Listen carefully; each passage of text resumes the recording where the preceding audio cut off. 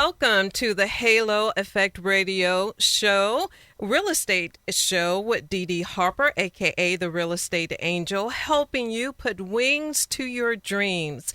Dedee Harper is the owner of Harper and Associates Real Estate and of the Harper School of Real Estate. She has for over a decade experience in the Jacksonville metropolitan real estate market and is a board member with the Northeast Florida Realtor Association. Dedee is the founder of a nonprofit organization supporting women in professional development called POISE, which is an acronym for Professional Optimum Independent Successful Educated. This radio show is for those who desire to purchase their own home, own a business, earn six figures, and for those who want to become successful, financially independent entrepreneurs, such as a realtor. If that's you, stay tuned. If this is for a relative or a friend, let them know now to tune in to Pure Radio. Without further ado, Dedee, hello, how are you? I'm great, Terry. How are you? I am doing wonderful. Well, what's new in the life and business of the Real Estate Angel? Okay, well, this week has been a busy week. Just got back from Orlando, which is where our Florida Realtors office is. We were working on a work group, and we were working on what we would call a board certified accreditation that we can bring more professionalism into the world of real estate. Right now, we have a lot of individuals going into real estate. I think right now in Florida, we have over 500,000. That has doubled. Wow. So, and in Duval County, we have doubled. Just on our board, we have about 7,000. So with new agents and some of us older agents that's been in the market, we just want to ensure that our industry are producing professionalism while we're selling. Of course, we want to be productive in our selling, but we also want to stay professional. We want to let the public know what a realtor really looks like. Absolutely. And so what was your entrepreneur aha moment for the week? Oh, my entrepreneur aha moment just happened on my way back from Orlando. I'm a volunteer for the Guardian Ad Litem program. Okay. And I was speaking with one of the mothers, and sometimes things unfortunately happen with people, with individuals, that they should not be judged from their past on anything that happened if they're trying to make a better future. So it's very challenging when they're trying to get their children back and, to keep a job because they're constantly going to court and having the visitations with the children. So I had a moment where I thought of, well, let me provide transportation for them because a lot of them have lost their license too. So they can go to work and get some type of income in as well as, satisfy whatever the courts is requiring them to satisfy.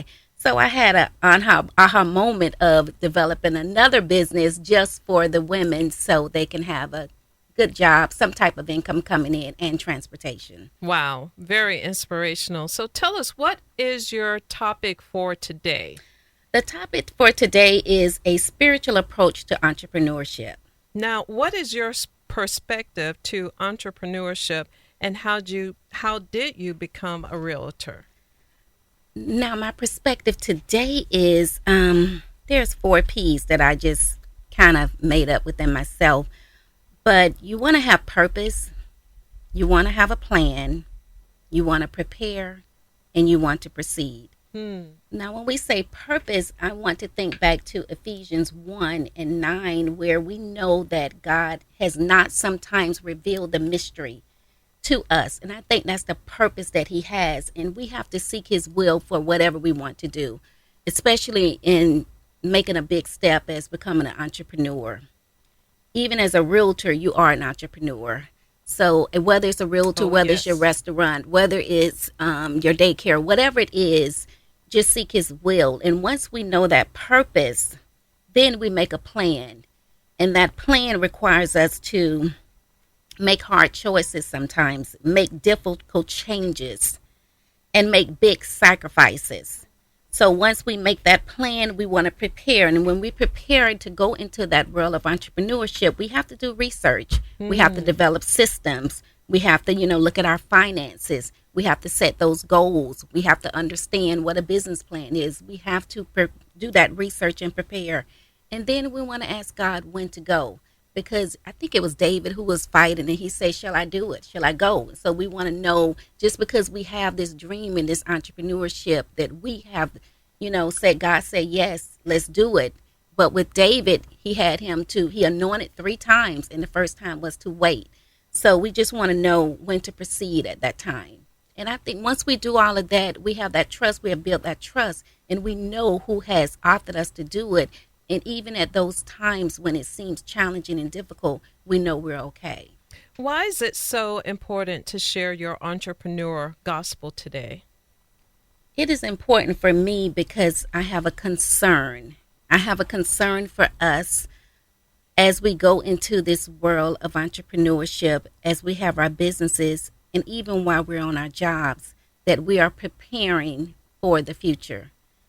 I really don't want us to make this money and have this dream for today, and we have nothing prepared for tomorrow. No savings, no aspirations. And I say this because in my time at Merrill Lynch, just looking over the portfolios, and I was younger then, and I was like, oh, they only started with a cost basis of $5,000 or $10,000. But by the time they child reached 18, that money had grown to 70 or 80,000, and they had enough for their child to go to school or whatever that dream was. And sometimes we have that money just going through our hands, and we don't think of that future. So I also see different people clients coming to the office, and they always say something of the nature, I had a business, I had this, I had a good job, but today they have nothing. They may have retirement of $300 or $400 a month. So that gathered a concern in me that I want us to not only live for today, but we also plan for tomorrow. All right. Well, finding out your purpose and why is such a major life question. How do you go about answering this? How do we go about answering that purpose? For me, initially, I did not know. When I left Merrill Lynch, I could just be honest, I did not know my purpose. I didn't even know really that I had a purpose. I know I heard the word that God said He knew me before I was created. He knew me before I was, from my mother's womb. I understood that, I thought, but we don't really understand that He want us to know that He know every part. Not only when we lose our hair, when we comb our hair during the day, He know the number. So He is vested in our future. So when I could say it was probably 10 years ago, just understanding my walk on whatever I do, it goes back to poise. Even what I make from my income as a broker, I take it back to poise because I know that's my purpose. My purpose is bigger than just selling homes or any of that. It is just poise. And my purpose is to help others and to help women. And once for me, I get a peace about the question. And that's me getting in a still, quiet place and seeking God. And He doesn't give it to me that same day. It may take years, but I do have a peace about a decision that I have to make. For others, for me, it's in the shower most of the time. When I'm showering, I can hear and I can have that peace. But sometimes in my car, I can ride and just listen for His voice. But whatever that place is, and some people call it a closet, whatever that is for you, just asking, Lord, what is your purpose? What do you have me to do? Do not let me make one move without you giving me that sign and that surety that it is you.